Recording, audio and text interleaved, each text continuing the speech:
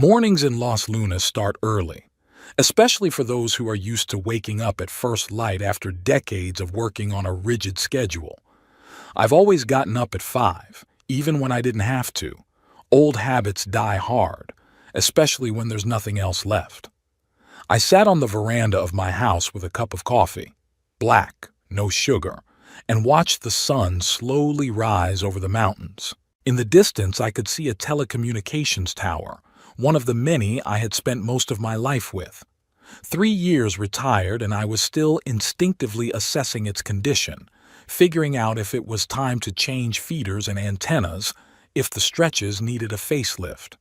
My name is Winston Perkins, 67 years old, former telecommunications tower maintenance engineer. 39 years climbing metal structures from 30 to 100 meters high, installing equipment, fixing breakdowns, doing preventive maintenance. Most people thought it was crazy to work at such heights. For me, it was the only place where I felt truly free. The towers became a kind of sanctuary for me. Up there, no one bothered me. Just you, the metal, the tools, and the sky. People down there seemed like ants, their problems insignificant. I could breathe easy up there. Maybe that's why it was always crowded at home. "It's like you're not with us, Winston," my wife Odelia often said. "Even when you're here physically, you're somewhere else." She was right, as always. Odelia understood me better than I understood myself. Maybe that's why she put up with it for so long. 34 years of marriage.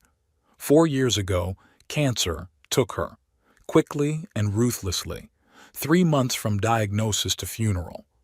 I took a sip of coffee and grimaced. It was cold. The house was quiet without her. Too quiet.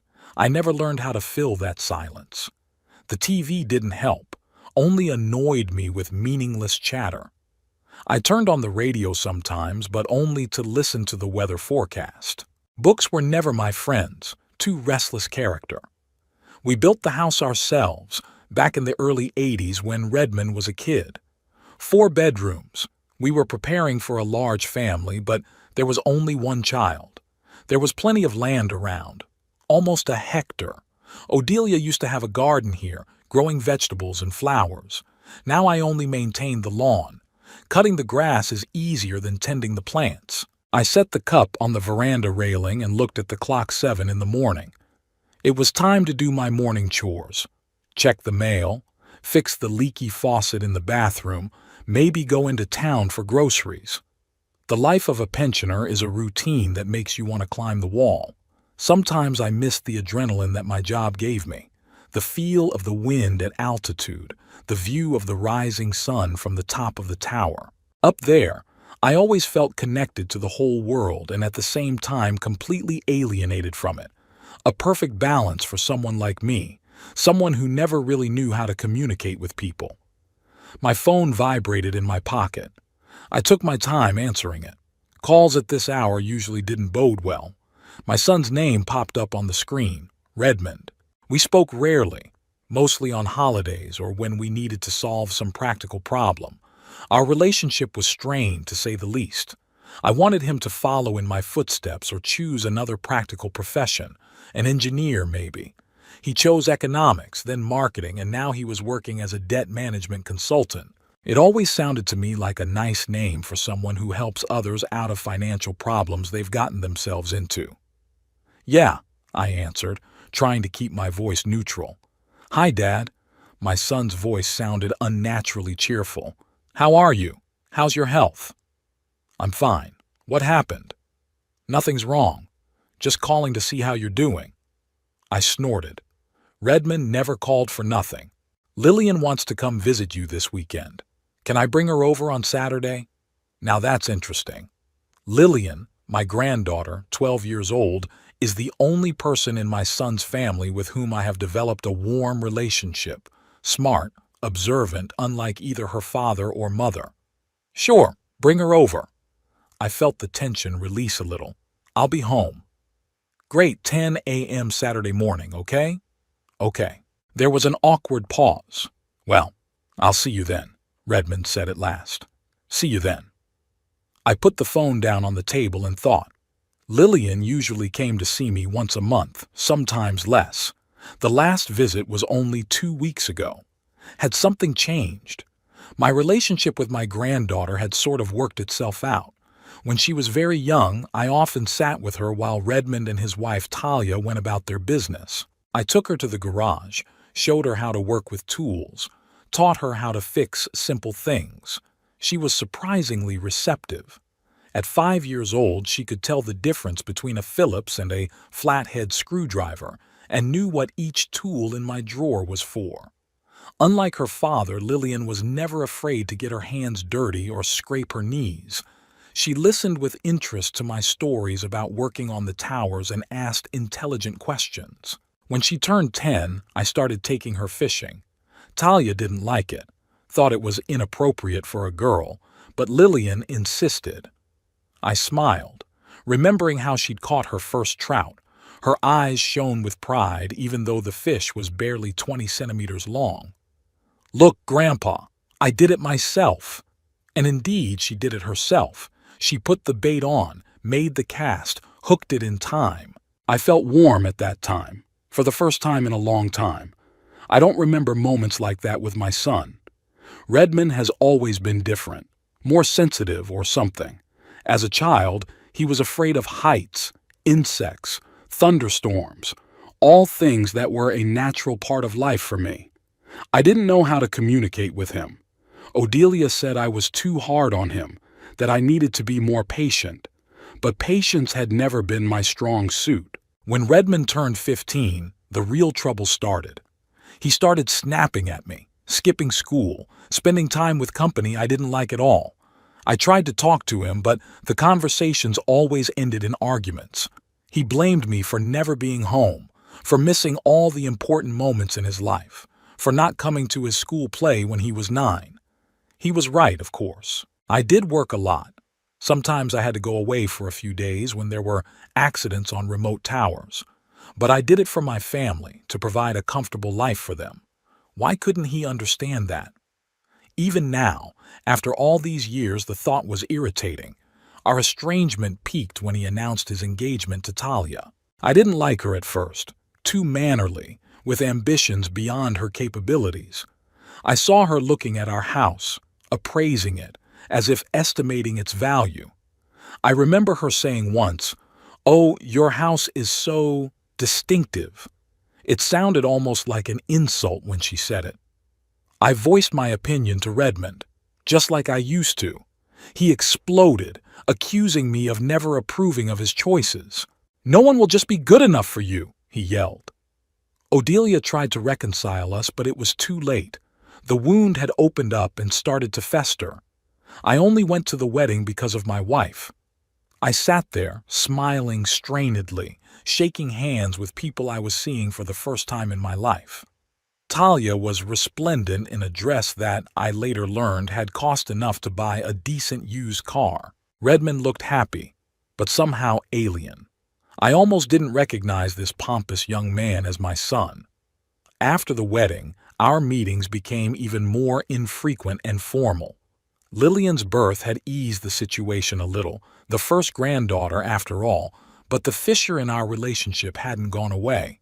It was just covered with a thin layer of politeness, beneath which there was an abyss of mutual resentment and misunderstanding. Odelia was our bond. We maintained a semblance of normal family relations for her sake. We got together on holidays, exchanged duty congratulations, sometimes had dinner together. She always knew what to say and when to release the tension. Without her, that fragile bond had all but disappeared. I finished my cooled coffee and went into the house. I needed to get everything in order before Lillian arrived. Usually, I kept the house as clean as possible. Why bother when you lived alone? But I wanted to make the house cozier for my granddaughter. As I passed the pictures on the wall in the hallway, I paused for a second. Odelia was smiling at me from a portrait taken a year before she died. Next to it was a picture from our wedding. Young, full of hope. Who knew how things would turn out? Next are Redmond's school pictures, his high school graduation, our family portrait when he was about 10. In those pictures, we still looked like a normal, happy family. I wonder if we really were like that or if it was just an illusion created by the photographer. In the guest bedroom that Lillian usually occupied, I changed the linens, wiped off the dust, and opened the window to air it out. On the nightstand was a framed picture of her, a picture from last year's fishing trip. She was holding a fishing rod, laughing, the wind ruffling her hair. Real, unadorned joy is rare in our family. I remembered how Redmond looked at the last family dinner a month ago, tense, nervous, constantly checking his cell phone. Talia seemed out of sorts too, though she tried to hide it behind her usual small talk. I hadn't paid much attention to it at the time, no matter what their problems were. But now, remembering their behavior, I felt a vague uneasiness. Lillian had been unusually silent during the last visit. When I asked if she was all right, she said she was just tired. But there was something else in her eyes. Anxiety? Fear? I didn't press her. She could tell me if she wanted to. Maybe she'd be more open this time. Something told me this visit wouldn't be an ordinary one. Too sudden, too out of the ordinary. I'd learned to trust my intuition over the years of working on the towers. It had saved my life more than once, and now it was warning me of an impending storm. I walked over to the safe hidden behind a painting in my office and opened it. Inside were the deeds to the house, insurance policies, the will I'd made after Odelia's death, and a savings book. Over the years, I'd saved a decent amount of money. We'd always lived modestly, saving for our old age. Now the money was practically lying dormant. I had enough in my pension to cover my daily needs. Redmond knew about the savings. I made no secret of it. He also knew that the house was fully paid off and worth a lot, given the rise in real estate prices in recent years. But he'd never taken much interest in my finances. Until recently. At the last family dinner, he asked, as if by the way, if I'd thought about moving to a smaller place.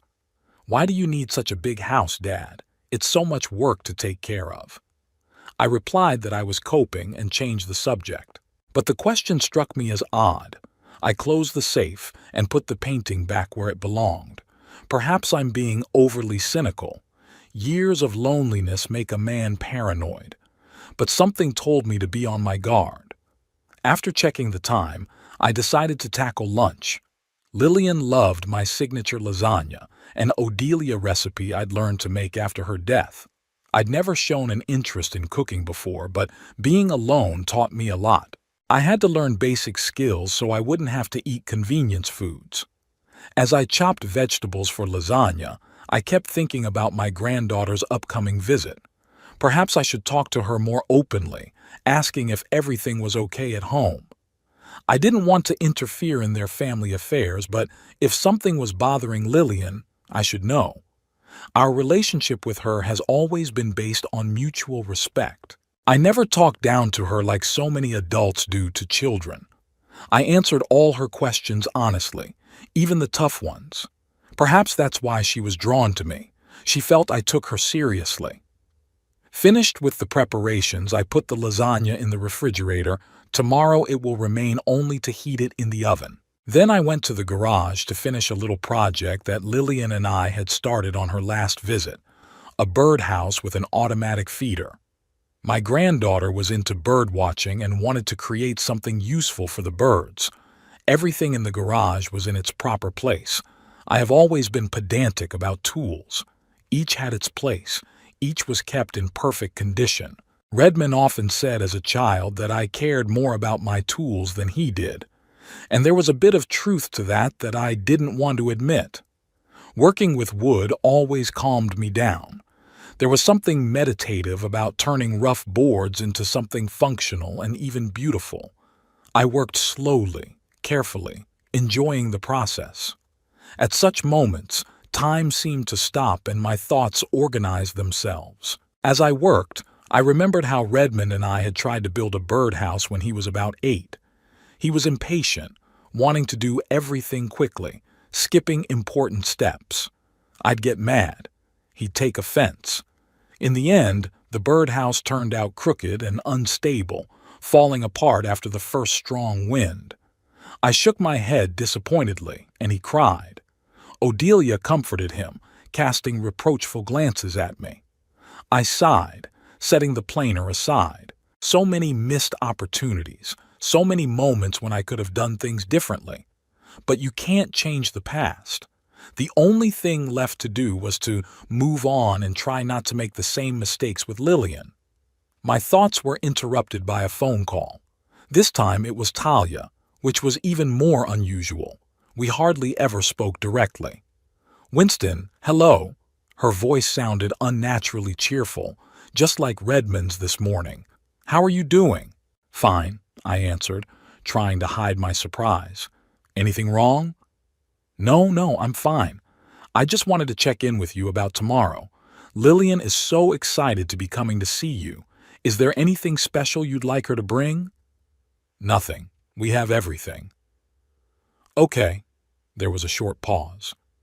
You know, Redmond and I were thinking. Maybe you'd like to have dinner with us later. Sunday, for instance? This was getting weirder and weirder. 2 invitations in one day. We'll see, I said evasively. It depends on how I feel. Sure, she agreed quickly. Health first. By the way, how have you been feeling lately? Normal, I repeated. Talia, why all these questions? Just taking care of my father-in-law, she laughed falsely.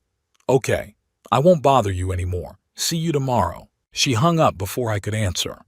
Something was definitely going on. This sudden preoccupation, these strange calls. Usually they only contacted me when necessary, but 2 calls on the same day. Coincidence? I don't think so. I went back to work on the birdhouse, but my thoughts kept returning to my conversation with my son this morning and Talia's call. What are they up to? And what did Lillian have to do with it? I really hoped they weren't using the kid for some sort of game of their own. One way or another, I'd find out more tomorrow. In the meantime, I needed to finish the birdhouse and get ready for a visit from my granddaughter, the only person in this family I really trusted. If something was going on, she would tell me the truth. Of that, I was sure. Lillian arrived on Saturday, 10 o'clock sharp. Redmond dropped her off at the gate and, to my surprise, didn't leave immediately, as usual, but came inside. It's a fine day, he said, looking around. You're still keeping the yard in order, I see. I cut the grass regularly, I answered briefly, watching Lillian run toward the birdhouse we'd finished yesterday. It's hard work for someone your age. Redmond came closer, lowering his voice. You know, there are some great services that could help with the upkeep of the house. I could organize. I chuckled. I can manage for now. I'm not that old. Sure, he agreed quickly, too quickly. I just thought it might be easier for you. Lillian came back to us, her eyes shining. Grandpa, it's perfect. You did exactly as we discussed. We made it together, I reminded her, lightly ruffling her hair. Redmond looked at his watch. Okay, I gotta go. Pick her up at 6 o'clock tomorrow as usual. Yes, that's fine.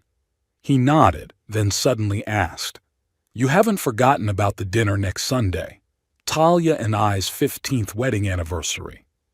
No, I hadn't forgotten. In fact, of course I did. Days, especially holidays, have lost their meaning to me since Odelia died. Oh, great.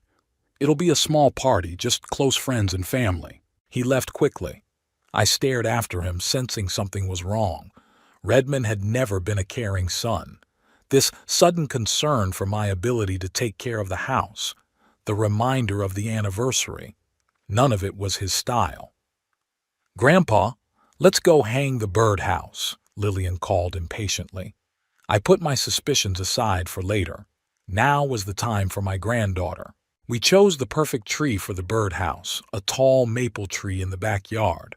I brought a ladder, and although Lillian wanted to help, I insisted she stay downstairs. Someday I'll teach you how to use a ladder properly, I promised. But today, just hand me the tools. Like in the operating room? She giggled. Exactly like that, Dr. Perkins. After securing the birdhouse, I went downstairs. Lillian immediately ran to the feeder to fill it with the seeds I'd bought the day before. Watching her, I caught myself thinking again how different she was from her parents. While Redmond and Talia were always concerned with appearance, status, what others would think, Lillian remained sincere and direct. After lunch, as we sat on the veranda with lemonade, Lillian suddenly asked, "Grandpa, you're not sick, are you?" The question took me by surprise. "No, why would you think that?" She looked at her hands, nervously rubbing the beaded bracelet on her wrist. "It's just, Mom and Dad talk about your health all the time, about how it's hard for you to be alone, how you're getting forgetful." I felt a wave of irritation rising inside. "Forgetful? Me? There's nothing wrong with me, honey. I've got a good memory, I've got my strength, I've got my house in order. Don't worry about it." She nodded, but she didn't look convinced. "Why do they say that?" I asked cautiously. Lillian shrugged. "I don't know. They've been talking about you a lot lately, and about money." "Money?" "Yeah. Dad's been telling Mom that they need to work out some financial problems and that—" She hesitated. "What?" "That your house could help." I didn't understand what he meant. I frowned. The picture was starting to become clear, and I didn't like it. "You don't have to worry about that, Lillian.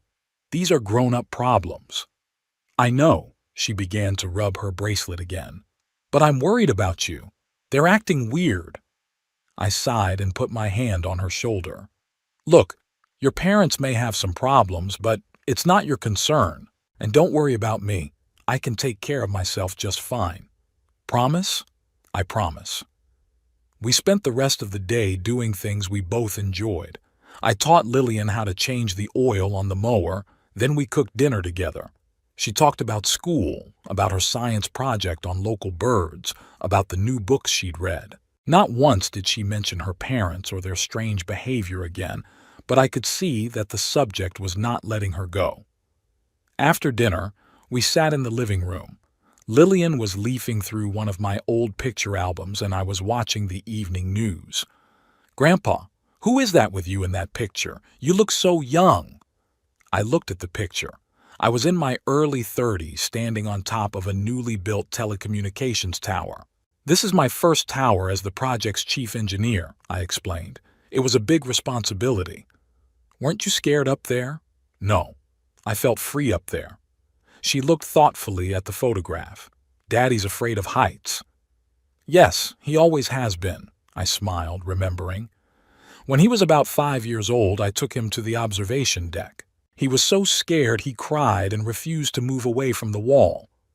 "I'm not afraid of heights," Lillian said proudly. "Last year at summer camp, I was the first one to do the tree obstacle course." "Just like Grandpa," I winked at her. She smiled, but then her face turned serious again. "Grandpa, can I ask you a question?" "Sure." "Dad and Mom, are they having money problems?"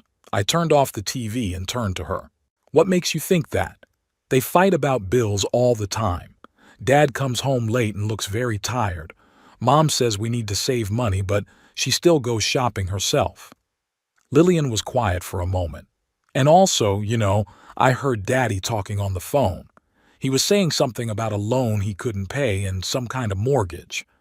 I felt my insides clench. If Redmond really is in serious financial trouble, that could explain his sudden interest in my home and health. "Adults sometimes run into financial problems," I said carefully. "But they usually find ways to solve them. You don't have to worry about that."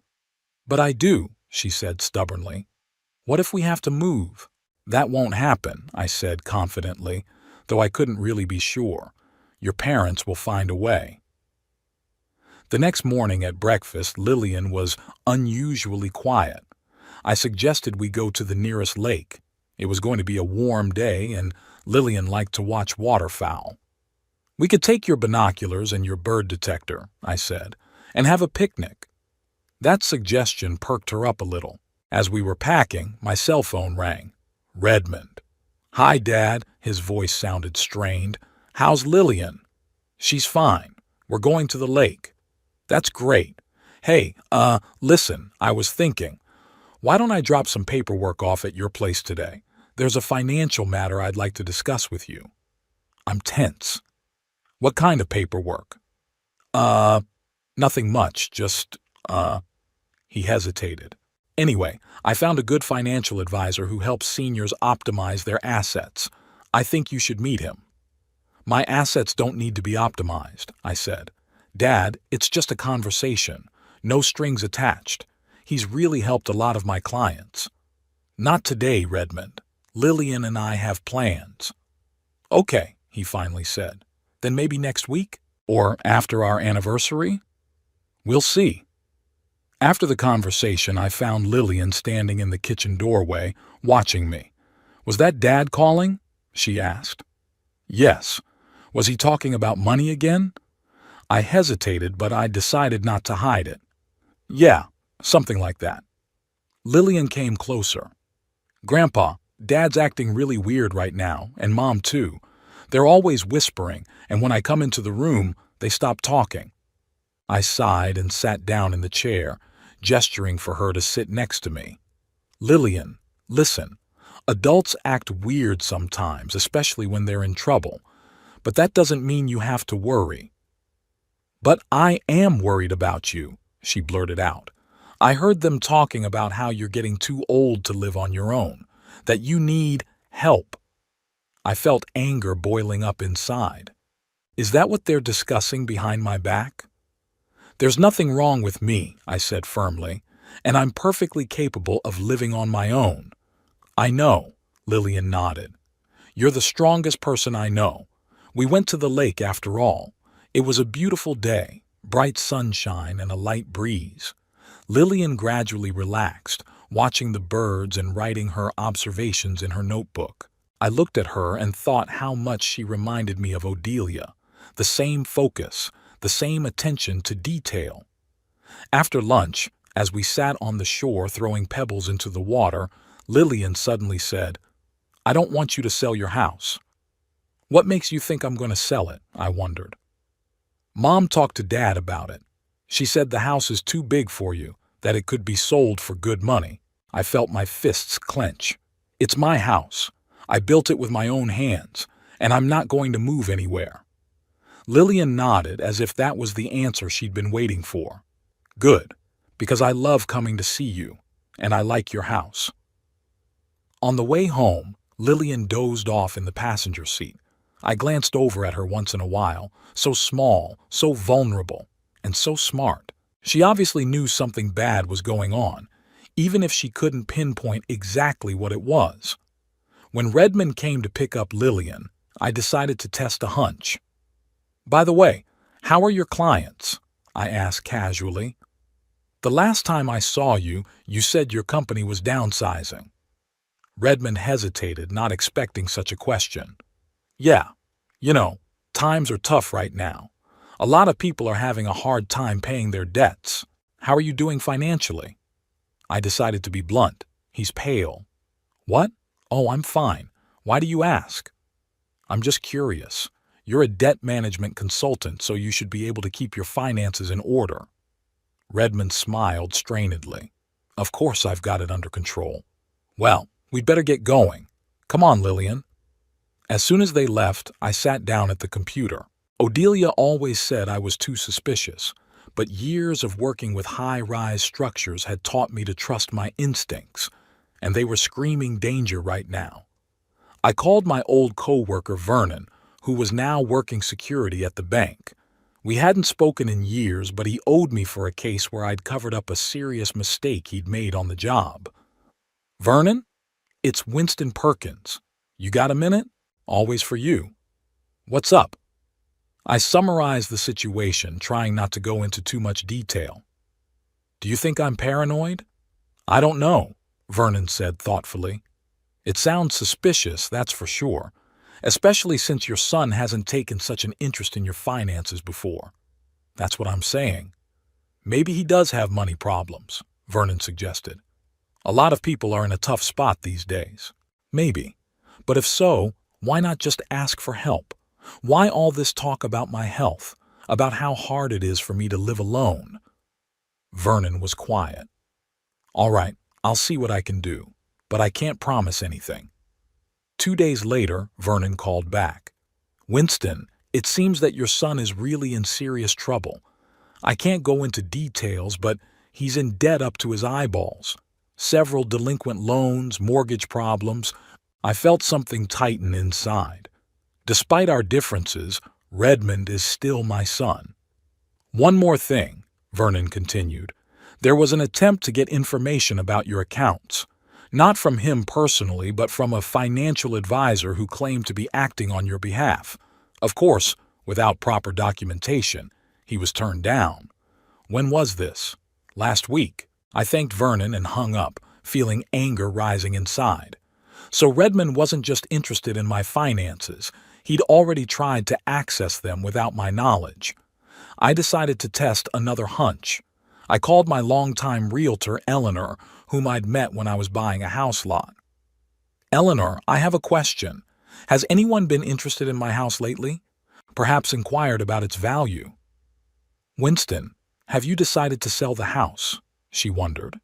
No, just checking something out. She thought about it for a while.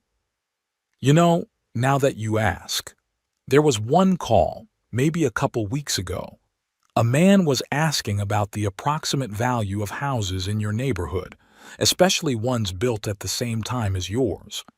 Did he give you his name? No, but, she hesitated. It sounds strange, but I thought it was your son. The voice was similar. My suspicions were confirmed. Redmond wasn't just in financial trouble, he was actively looking for ways to use my assets to solve his problems. And it didn't look like he was going to ask my permission. I investigated further and learned something else. I found out through mutual acquaintances that Redmond and Talia were mired in debt because of Redmond's failed investment in some dubious business project and an ostentatious lifestyle they couldn't afford. Their house was in danger of foreclosure for non-payment of the mortgage, and their credit cards were nearly maxed out. Now everything was falling into place. The sudden concern for my health, the talk about me having a hard time managing the house, the offers of help with finances. It was all part of a plan to gain control of my assets to solve their own financial problems. I sat on the veranda looking up at the night sky, thinking about Redmond and Talia's upcoming wedding anniversary. What did they have planned? Just to talk to me about finances or something more serious? Either way, I had to be prepared, for my own sake, and for Lillian's sake. The week before Redmond and Talia's anniversary dragged agonizingly slow. I couldn't stop thinking about what I'd learned. My son and his wife were mired in debt and seemed to be planning to use me and my assets to solve their financial problems. Redmond called twice, ostensibly to confirm details of the upcoming holiday. Each time, the conversation turned in one way or another to my health or finances. "Dad, are you sure you can drive yourself? Maybe I'll pick you up?" he asked one last time. "I still have my driver's license and I can see the road just fine." I cut him off. Sure, just offering." He quickly backtracked. "By the way, have you thought about seeing a financial advisor?" "No. But why?" "It's just a conversation. No commitment." "Because my finances are in perfect order," I replied firmly, "and I don't need outside advice on how to manage them." There was a pause. "All right, if you say so," Redmond said at last with ill-concealed irritation. "Then I'll see you Sunday at 6 o'clock. Don't bring anything, it's all organized." I hung up the phone and thought. Going to this party was risky, given everything I'd learned, but not going would show that I suspected something. Besides, Lillian would be there, and I didn't want to let her down. On my anniversary, I spent more time than usual getting ready to go out. I shaved my face, put on my best suit, the same one I'd worn to Odelia's funeral. He looked at himself in the mirror, a tall, still sturdy man with gray hair and piercing blue eyes. Wrinkles, of course, gave away my age, but on the whole I looked much younger than my 67 years. I didn't look like a frail old man in need of care. Before I left, I did something I hadn't done in years. I took my old tape recorder out of the safe. I checked the batteries, inserted a new memory card, then tucked the device into the inside pocket of my jacket. I hoped I wouldn't have to use it, but better safe than sorry. Redmond and Talia's house was in one of Los Lunas' new upscale neighborhoods, a 3-story mansion with a swimming pool and manicured garden. It was too big and expensive for a family of 3, in my opinion. But Talia always liked to impress people. When I pulled up, there were several cars parked outside the house. I took a deep breath, preparing myself for an evening of fake smiles and small talk I'd never liked. The door was opened by Talia, dressed in an elegant evening gown, obviously expensive. "Winston!" she exclaimed with feigned joy. "How good of you to come! Everyone was already gathered." She kissed me on the cheek with a wave of luscious perfume and led me into the living room where about 15 people were already gathered. I recognized a few family friends, Talia's cousin and his wife, a couple of Redmond's co-workers. Redmond approached me with a glass of wine. "Dad, glad you could make it.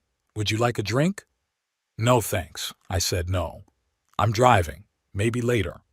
"Suit yourself," he shrugged. This is Harlan Pitt, a colleague of mine. Standing next to him was a thin man in his 50s with a keen eye. He extended his hand to me. "It's very nice to meet you, Mr. Perkins.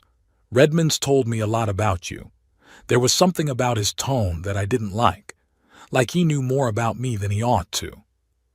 "Nothing bad, I hope," I said, shaking his hand. "Only the best," Harlan smiled.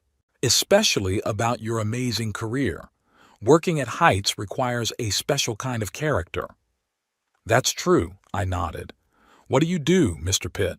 "I'm a psychiatrist specializing in gerontology," he answered. "I help older people adapt to the changes associated with age." I felt my insides tense up.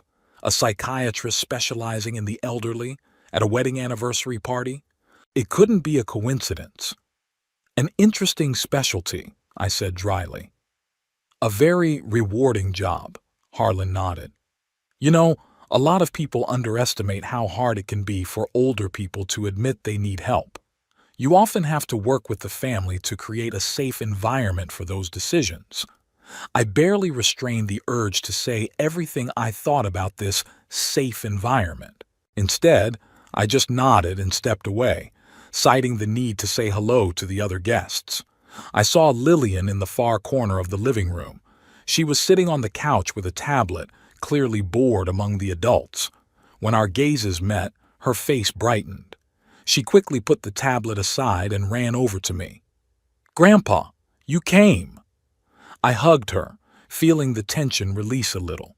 Of course I came. I couldn't miss such an event. She looked around, then lowered her voice. "Dad said you might not come, that you'd gotten, well, forgetful."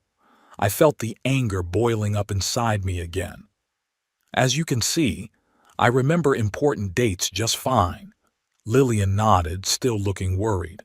"Grandfather, I need something for you." "Lillian!" Talia interrupted her, suddenly appearing beside her. "Don't bother Grandpa. He needs to socialize with the other guests." "I'm not bothering. Why don't you go upstairs and change for dinner?" Talia smiled, but there was steel in her voice. "I put that blue dress we bought last week on your bed."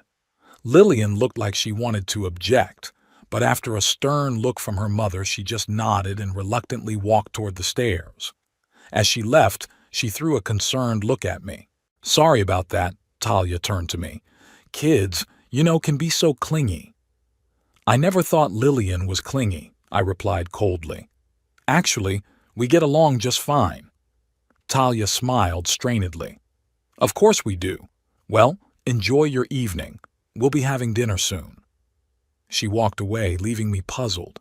What did Lillian have to say to me? And why did Talia interrupt her so abruptly? I decided to take a walk around the house, pretending to just look around.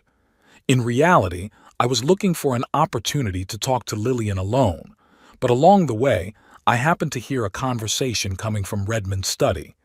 The door was ajar, and I could clearly hear Talia's voice. "Yes, he's here," she said into the phone. Harlan too. Everything's going according to plan. I froze, listening. My gut told me it was about me. No, he won't agree to talk about finances yet, Talia continued. But it doesn't matter. It'll be settled tonight. Yeah, Harlan's all set. The paperwork's already at the clinic. All I need is his signature, or lack thereof if he resists. I felt a chill run down my spine. The clinic? The paperwork? What's she talking about? Redmond will put this in his drink at dinner, Talia continued. Nothing dangerous, just a strong sleeping pill. We'll tell everyone he's had a seizure and take him to the clinic.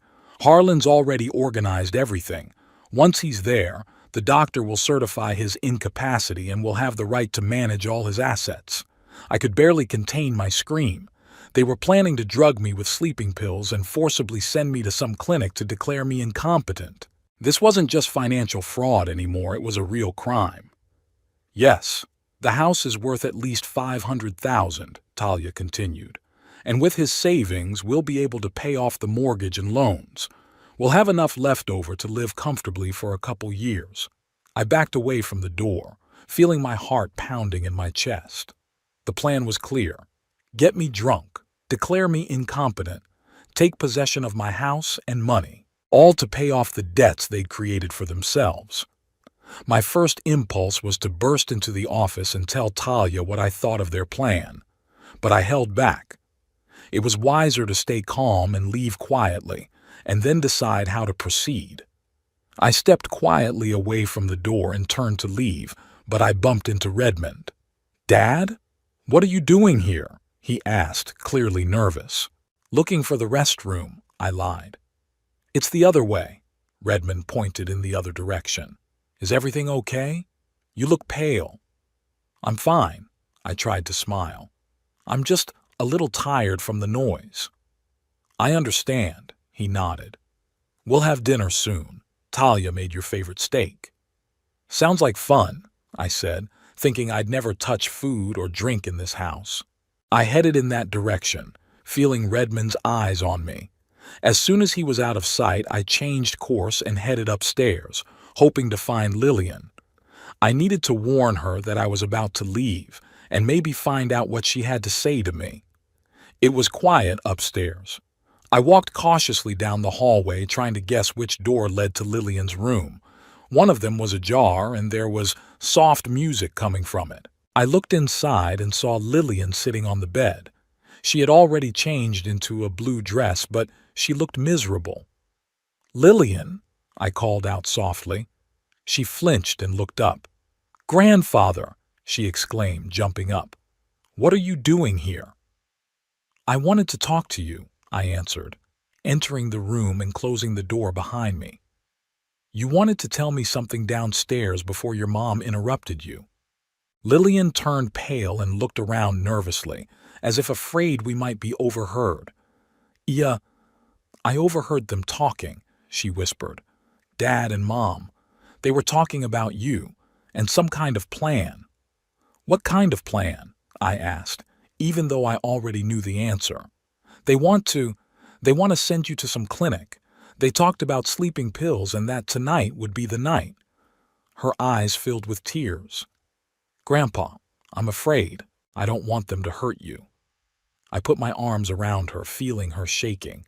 "Don't be afraid, sweetheart. They won't hurt me. I already know everything and I'm going to leave right now." "You are?" She looked up at me with hopeful eyes. "She did. But I need your help. When I leave, your parents are going to be very angry. They might ask if I talk to you. You'll have to lie." Lillian nodded. "I'll say I haven't seen you since my mom sent me upstairs." "Good girl," I patted her on the head. "One more thing. If they ask if you know anything about their plan, tell them you don't either. I don't want you to get in trouble because of me." "Okay," she whispered. "But when will I see you again?" That question caught me off guard. I didn't know what would happen next, how my relationship with Redmond and Talia would change after tonight. "I don't know, honey, but I'll definitely find a way to get in touch with you. I promise." Suddenly we heard footsteps on the stairs.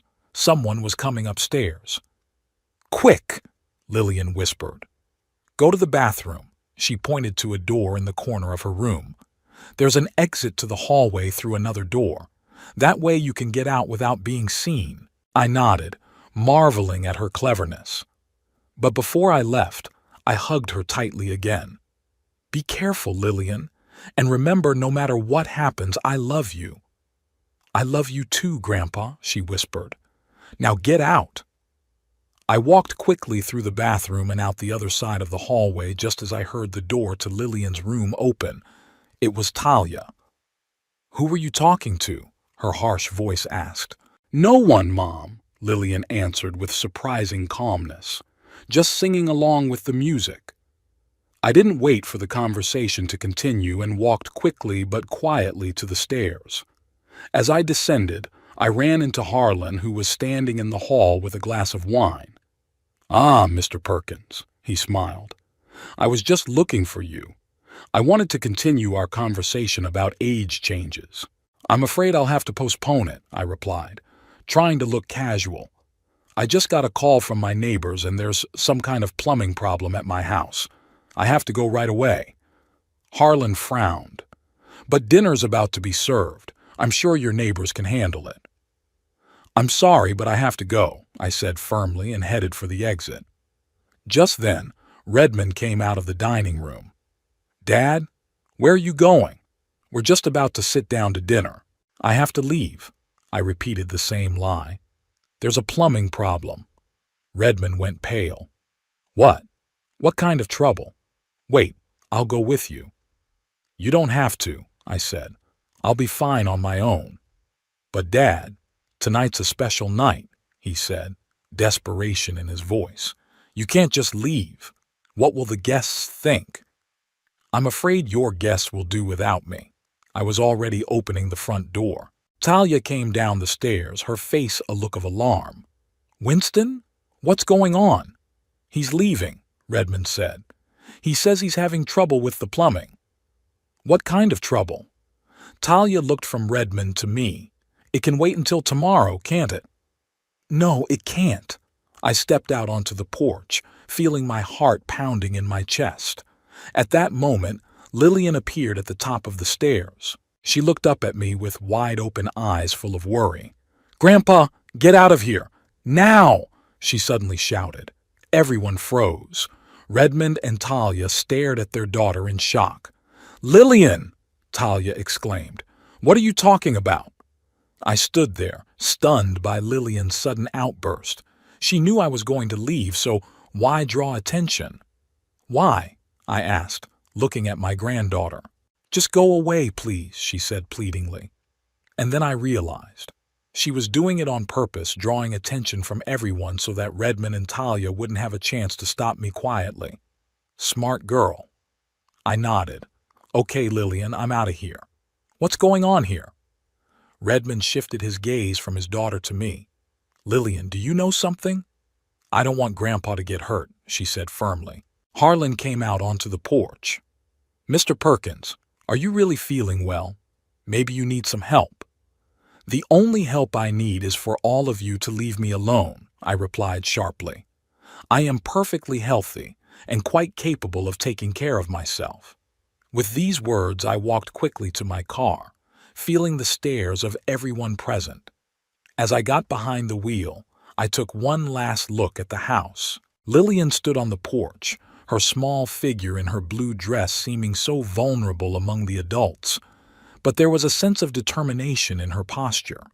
I started the car and drove away, knowing I had put my trust in the right person. Lillian had saved me from the fate her parents had prepared for me. Now it was my turn to protect her from the consequences of her brave act. I drove home, gripping the steering wheel tightly and trying to keep my hands from shaking. The events of the evening played over and over in my head like a nightmare movie. My own son and his wife planned to drug me with sleeping pills and put me in a mental institution. For money, for my house, to solve their financial problems. For a second I even wondered, maybe I was really losing my mind. Maybe I'd misinterpreted the conversation I'd overheard. But no, it was very clear. Talia was talking about sleeping pills, about the clinic, about paperwork, and Lillian heard the same thing and warned me. It couldn't have been a coincidence or a play of my imagination. By the time I reached home, it was almost 9 o'clock in the evening. The first thing I did was check the doors and windows, making sure everything was securely locked. Then I pulled my most important documents out of the safe: the will, the deeds to the house, the bank statements. Everything looked in order, but that didn't mean I was safe. I sat down at the kitchen table and tried to gather my thoughts. What now? Redmond and Talia must have realized their plan had been discovered. What would they do next? And most importantly, how would they protect themselves and Lillian? After some thought, I decided to call my old friend Malcolm Reeves. We'd known each other since high school, but we hadn't spoken much in recent years. Malcolm had become a successful attorney specializing in family law. If anyone could help me in this situation, it was him.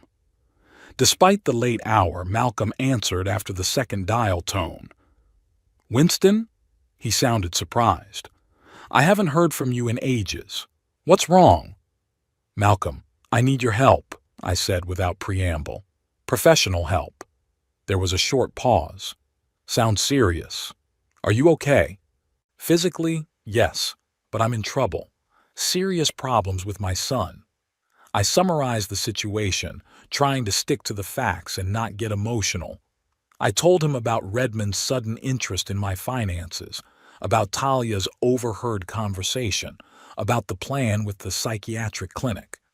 Malcolm listened in silence. When I finished, he took a deep breath. "God, Winston, this is more serious than I thought. Are you sure about what you've heard?" "These are very serious allegations." "I'm absolutely sure," I replied firmly. "And my granddaughter heard the same thing." "Okay." His voice became businesslike. "Here's what we'll do. Tomorrow morning you'll come to my office and we'll discuss everything in detail. In the meantime, don't open the door to anyone, not even Redmond. And if he or anyone else tries to get you to sign any papers, don't do it." "Don't worry, I'm not going to sign anything," I grinned. "You mentioned a psychiatrist at the party. Do you remember his name?" "Harlan Pitt." "Write down everything you remember about him. And that clinic Talia was talking about. Any details could be important." After talking to Malcolm, I felt a little better. At least now I had a plan of action. I made myself a strong coffee and sat down to write down everything I remembered about tonight while the memories were fresh. Finished with my notes, I checked my phone. 3 missed calls from Redmond and 2 from Talia. They hadn't left any messages. That was predictable. They were probably trying to figure out how much I knew and what I was going to do next. I turned my phone off and went to bed, though I doubted I'd be able to sleep. Thoughts of my son's betrayal kept me awake. How had we gotten to this point? At what point had our relationship deteriorated to the point where he was ready to put me in a mental institution for money? In the morning, I woke up to the doorbell ringing. Through the bedroom window, I saw Redmond's car in the driveway. I didn't open the door. The ringing went on for about 10 minutes, then I heard banging on the windows. Finally, it quieted down and the car drove away. At 10 o'clock, I was in Malcolm's office. His assistant, a young woman with a friendly smile, ushered me directly into the office. Malcolm got up from his desk to greet me. "Winston, good to see you, though I would have preferred it under different circumstances." We shook hands. Malcolm hadn't changed much since the last time we'd met. The same shrewd eyes, the same confident manner. Only his hair had turned gray. "Thanks for seeing me," I said. "Always for old friends," he pointed to a chair. "Sit down. Coffee?" I nodded and he pressed a button on his phone, placing an order for his assistant. "So," Malcolm sat down across from me, "tell me everything from the beginning and don't leave out any details." I repeated what I'd told him on the phone yesterday, but this time in more detail. I described Redmond and Talia's strange behavior in recent weeks, their sudden interest in my health and finances, their meeting with Harlan Pitt, the psychiatrist, at the party, Talia's overheard conversation. Malcolm listened, taking notes. When I finished, He leaned back in his chair and tapped his pen thoughtfully on his notebook. "The situation is really serious," he said at last. "What you're describing looks like an attempted fraud to take your property. If their plan had succeeded and you had been declared incompetent, Redmond, as the next of kin, could have gained control of your finances and assets. So what do I do now? First, we need to protect your assets. Right now, we're putting a power of attorney in my name. That means even if Redmond somehow gets you declared incompetent, he can't get control of your finances." Sounds reasonable. "Secondly, I'll look into this Harlan Pitt and the clinic he's associated with. If they are indeed engaging in questionable practices, we can gather evidence." Malcolm paused, looking me straight in the eye. "And Winston, we need to talk about Lillian.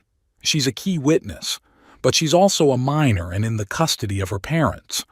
I felt my insides tighten with worry for my granddaughter. I don't want to drag her into this any more than she already is. Redmond and Talia can probably guess that she warned me. I understand your concern, but her testimony could be very important, especially if this goes to trial." "A trial?" I was shocked. "Did you think it would go that far?" Malcolm sighed. "I hope not. But we have to be prepared for anything. What your son and his wife were planning is a crime. And if we gather enough evidence, we'll have a choice. Either use that information to pressure them or go to the police." The thought that my own son could end up behind bars was unbearable, despite everything he planned to do. But I also realized I had to protect myself. And Lillian. "What should I do about Lillian?" I asked. "I'm worried about her. What if Redmond and Talia forbid her to see me?" "It's possible," Malcolm nodded. "But if we can prove that they planned illegal actions, we can apply for partial custody of Lillian. It's a complicated process, but not impossible." We spent the next 2 hours strategizing and drafting the necessary paperwork. Malcolm was thorough and methodical, explaining each step and the possible consequences. By the end of the meeting, we had a clear plan of action. When I returned home, I found that Redmond had come again. There was an envelope with my name on it on the porch. Inside was a short note. "Dad, we need to talk. Please call me. It's important." I crumpled the note and tossed it in the trash. I wasn't ready to talk to my son right now. I needed to make sure Lillian and I were protected first. In the evening, Malcolm called. "I have information about Harlan Pitt," he said without preamble. "And it's not good. He had a practice in Santa Fe, but his license was suspended because of patient complaints. Several families accused him of wrongfully declaring their elderly relatives incapacitated. And now he works here in Los Lunas. Yes, at a private clinic called Pine Hills. It specializes in caring for the elderly with mental illness, but they don't have the best reputation either. Several former patients have filed complaints about conditions and forced treatment. I felt a chill run down my spine. That's where Redmond and Talia were planning to send me. Could we use this information against them? Definitely. But we need more concrete evidence of their plan. Recorded conversations, written evidence. Something that directly links Redmond and Talia to the scheme. I have a tape recording of Talia's conversation that I overheard at the party, I remembered. I turned the recorder on as soon as I heard her voice. "Great," Malcolm exclaimed. "That's a very important piece of evidence. Bring it to me tomorrow." After talking to Malcolm, I tried to contact Lillian. I knew that she usually got home from school around 3 in the afternoon, and Talia often left for business at that time. I hoped I could talk to my granddaughter without her parents knowing. To my surprise, Lillian herself called me the next morning. The call was from an unfamiliar number. "Grandpa?" Her voice sounded quiet and tense. "It's me, Lillian. I'm calling from a friend's cell phone." "Lillian!" I was so happy to hear her voice. "Are you okay?" "Yeah, I'm fine, but my dad and mom are really mad. They took my cell phone and they won't let me call you. They say that you're sick and you need help." "You know that's not true," I said softly. "Of course I do." There was a note of indignation in her voice. I heard them planning the whole thing. Mom talked to someone on the phone about how they were going to slip you sleeping pills and take you to some clinic. And then they're going to sell your house to pay off the debt. So Lillian heard even more than I thought she did. She confirmed everything I overheard that night. "You were very brave to warn me," I said, "and I'm very grateful to you for that. I was afraid they would do something bad to you." Her voice trembled. Daddy had never said things like that before. He's changed. I could hear the pain and disappointment in her voice. How hard it must be for her to realize that her parents were capable of such things. "People sometimes do terrible things when they're desperate," I said, trying to find some explanation that might soften the blow for her. "Your dad and mom are probably very scared about their financial problems." "That's no excuse," Lillian said indignantly. "They meant to hurt you. It's awful." "Yes, it is," I agreed. "And we're not going to let them do it. I'm already working with a lawyer to protect myself and you." "Me?" She was surprised. "Am I in danger?" I thought about it for a second, not wanting to scare her more, but I decided to be honest. "I'm worried that your parents might forbid us to see each other, especially now that you helped me." "They've already told me I won't be coming to see you anymore," Lillian admitted quietly. "They say you're a bad influence on me." I felt my insides clench with pain and anger. They were taking away the only person in their family that I truly loved.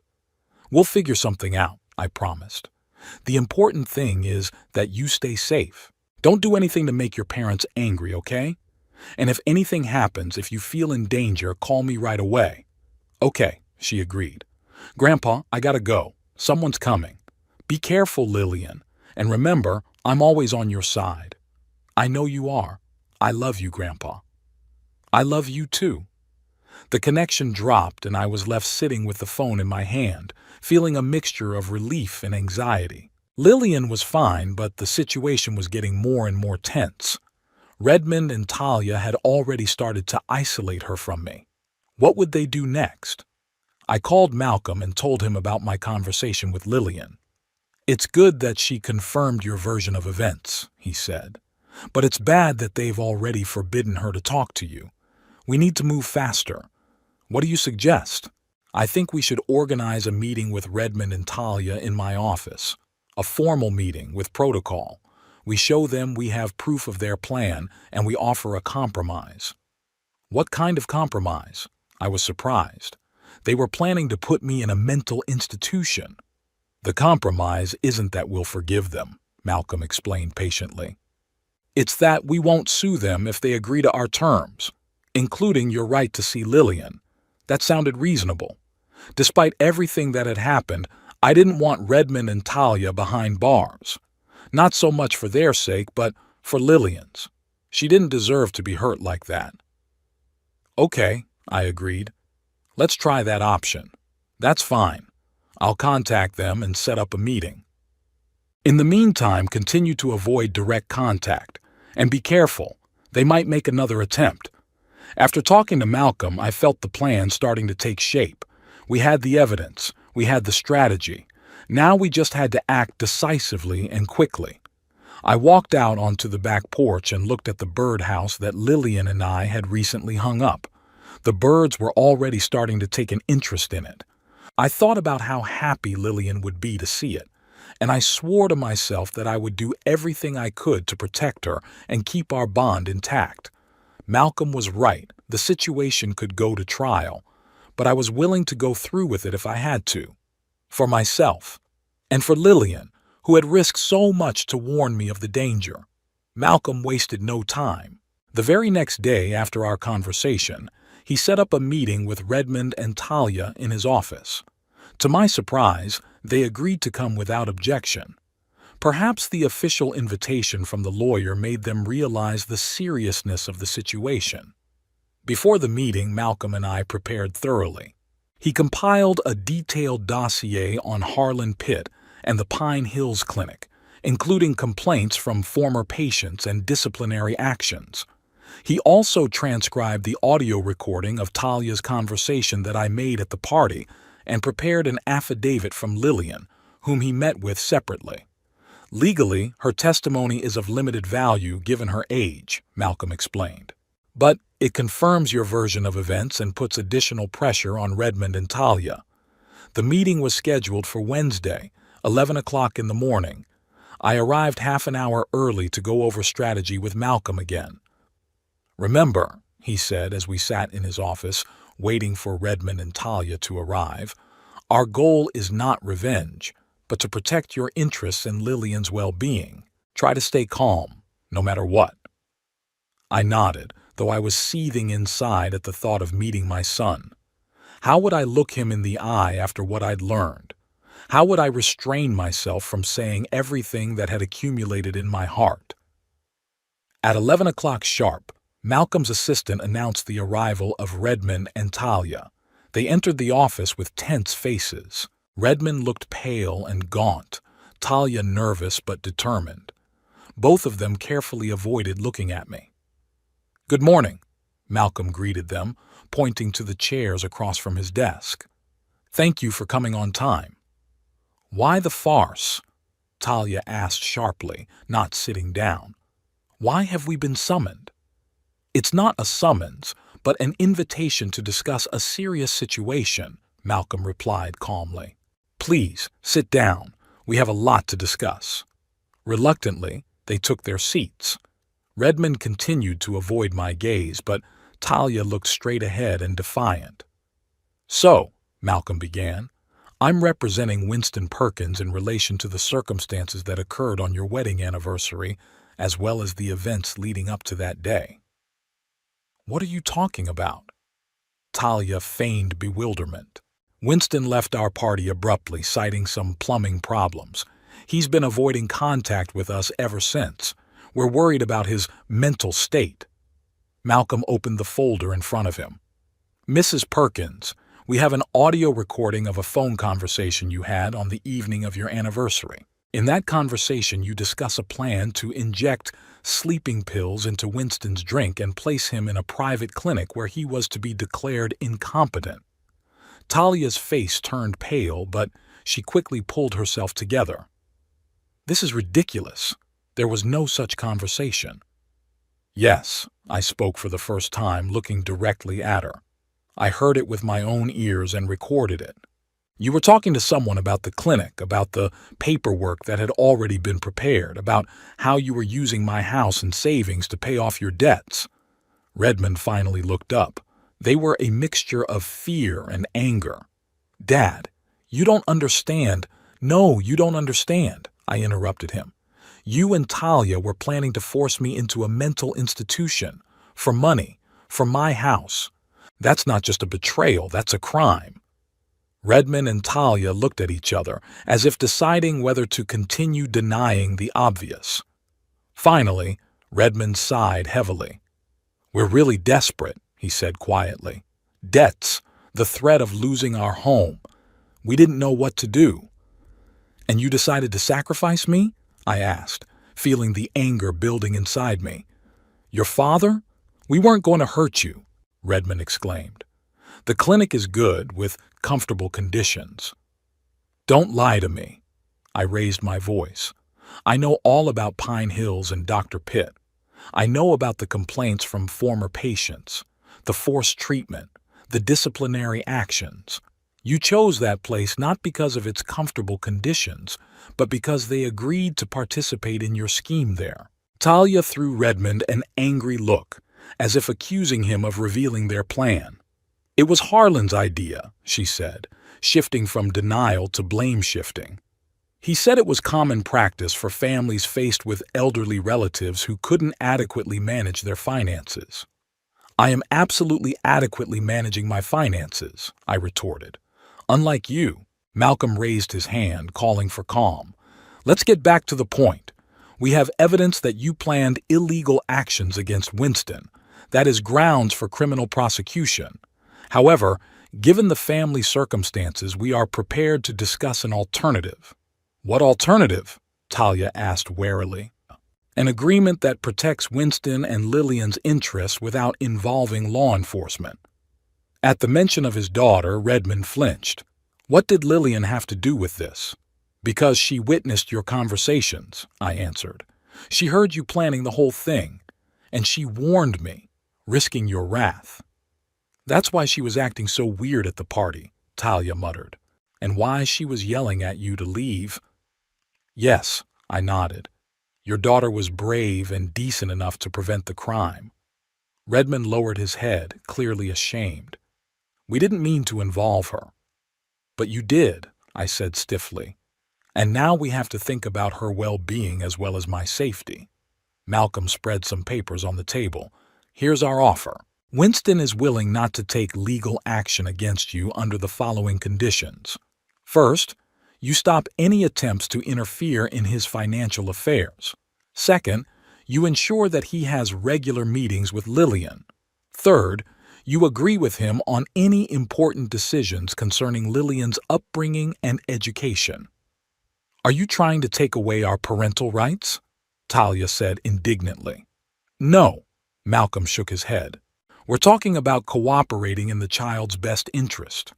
Winston doesn't claim custody, but he wants to make sure that he can maintain a relationship with his granddaughter.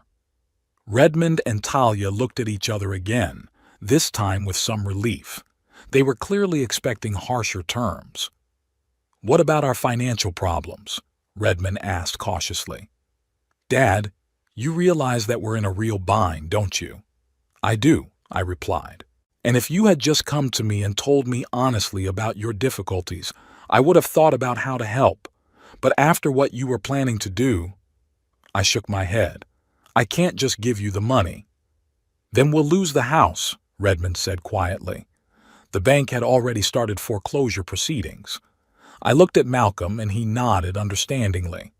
There is another option, I said. I can help you with some of the debt, but not directly. I'll set up a trust fund for Lillian, which will be managed by an independent trustee. The fund will pay for her educational and medical expenses and, at the trustee's discretion, some family needs. But the principal will remain untouched until her majority. So you don't trust us even with that, Redmond grinned bitterly. Have you given me a reason to trust you? I asked, looking him straight in the eye. After everything you've planned. Redmond couldn't take my stare and lowered his head again. It's better than nothing, Talia interjected. But it's not enough. We need much more than that to solve all the problems. That's all I'm willing to offer, I said firmly. The rest, you'll have to decide on your own. Maybe sell the house and move to a place you can afford. Cut back on expenses. Get an extra job. Do what normal people do when they find themselves in financial difficulty. Talia wanted to object, but Redmond stopped her by putting his hand on her forearm. All right, he said. We agree to your terms, but I want you to know that we really didn't mean to hurt you. We were just confused. Confused. I couldn't believe my ears. You were planning on forcing me into a mental institution. That's not confused. That's a conscious decision to harm another person for your own gain. What did you expect? Redmond suddenly exploded. All my life you've put work before family. You missed my school events. You forgot my birthdays. You criticized my decisions. When I needed your support, you always found more important things to do. That doesn't justify what you planned, I said firmly. No, it doesn't, Redmond agreed abruptly. But it helps to understand why I felt no particular remorse in planning it. You've always been a cold, demanding father. You never showed you loved me or were proud of me. Even now, when I'm in desperate straits, you talk about trust fund and conditions instead of just helping your son. His words hit me harder than I expected. Was there some truth in them? There might have been. I had never been a model father. Work really did often come first. I didn't know how to express my feelings. I didn't know how to praise and support. But from admitting my mistakes to justifying their actions is a huge distance. I made parenting mistakes, I admitted. And if you need to hear me say I regret it, yes, I do. But nothing excuses what you plan to do, and especially how it might have affected Lillian. At the mention of his daughter, Redmond snickered again. "She hasn't spoken to me since that day," he said quietly. "She looks so disappointment, as if I'd betrayed her." "You did," I said.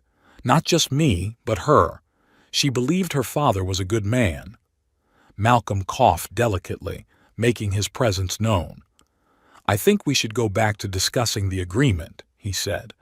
"Winston's terms are quite generous given the circumstances. You avoid prosecution, receive financial support through a trust fund for Lillian, and retain your parental rights. In return, you guarantee Winston's safety and his right to see his granddaughter." Redmond and Talia looked at each other, then nodded almost simultaneously. "We agree," Redmond said. "Good." Malcolm pushed the papers toward them. "Then you need to sign these papers. And of course, we expect you to cease all contact with Dr. Pitt and the Pine Hills Clinic." As they read and signed the papers, I looked at Redmond and thought about how we'd gotten to this point. My only son, whom I loved no matter what, was planning to hurt me for money. How could this have happened? Where had I gone wrong in his upbringing? Or was it not just me, but his own choices, Talia's influence, the pressures of a society demanding more and more material goods? When all the documents were signed, Malcolm gathered them up and put them in a folder. "Now, for the practical side of things," he said. "Winston would like to see Lillian every weekend, Saturday through Sunday. Is that acceptable?" "Yes," Redmond nodded without looking at me. "But first we need to talk to her. Explain the situation." "Okay," I agreed. "But don't try to turn her against me or make her feel guilty for helping me." "We won't," Redmond said quietly. "She's upset enough as it is." When the meeting was over and Redmond and Talia left, I was left sitting in Malcolm's office, feeling a strange emptiness inside. It was a victory. I'd protected myself and ensured that I could see Lillian. But at what cost? A permanent break with my son? "You did the right thing," Malcolm said, as if reading my mind. "They had to suffer the consequences for their plans. And the terms you offered were more than generous." "I know," I sighed.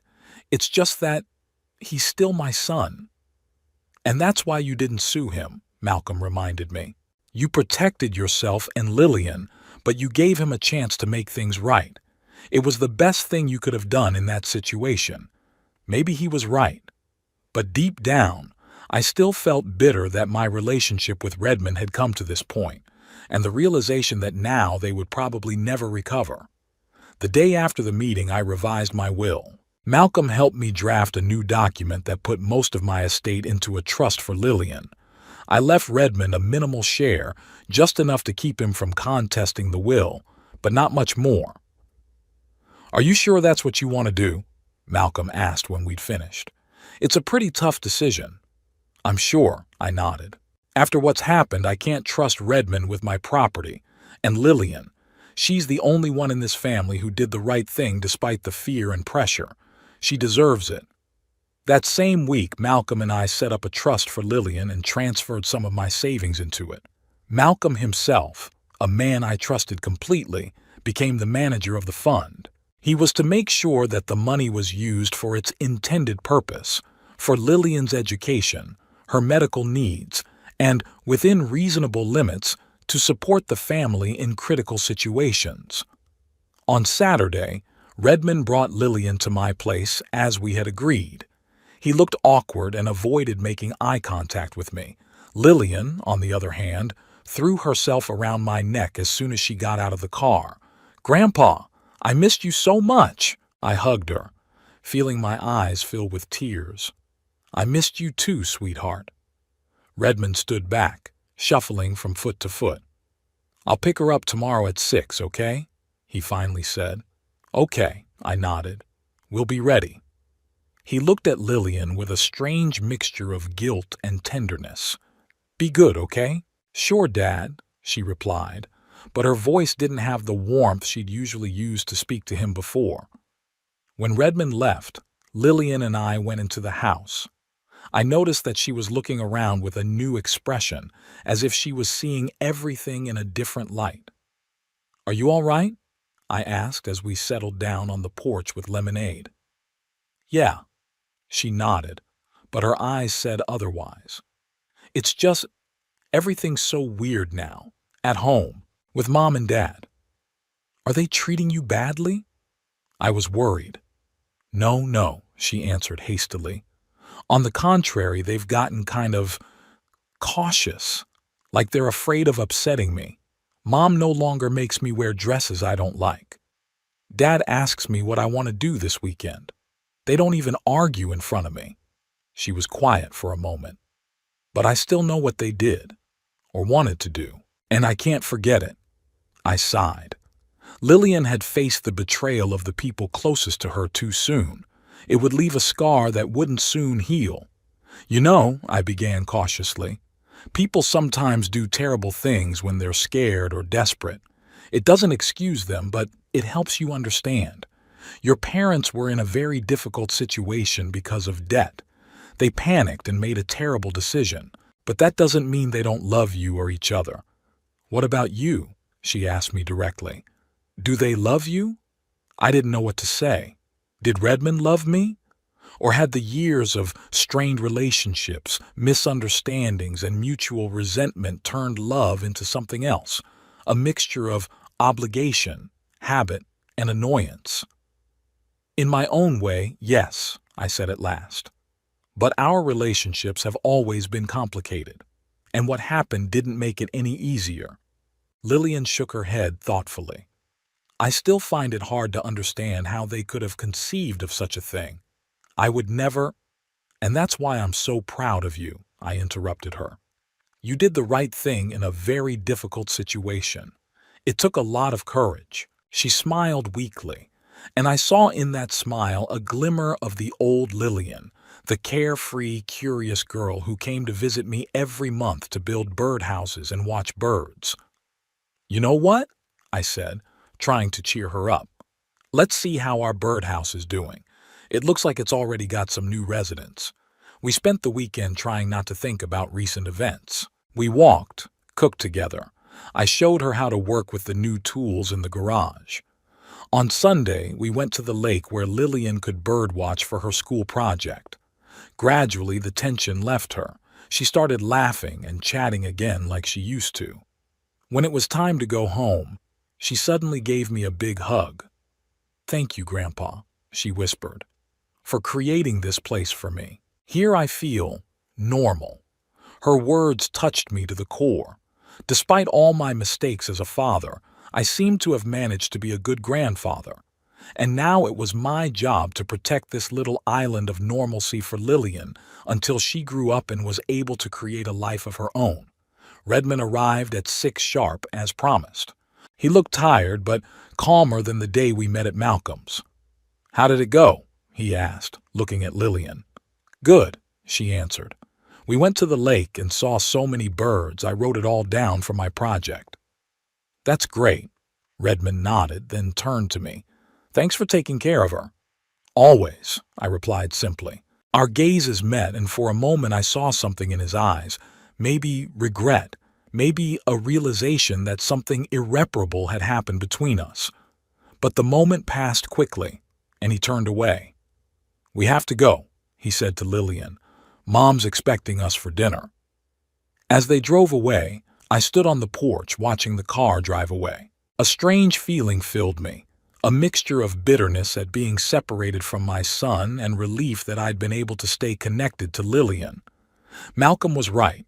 Some relationships couldn't be repaired. What had happened between Redmond and me had left a wound too deep to repair.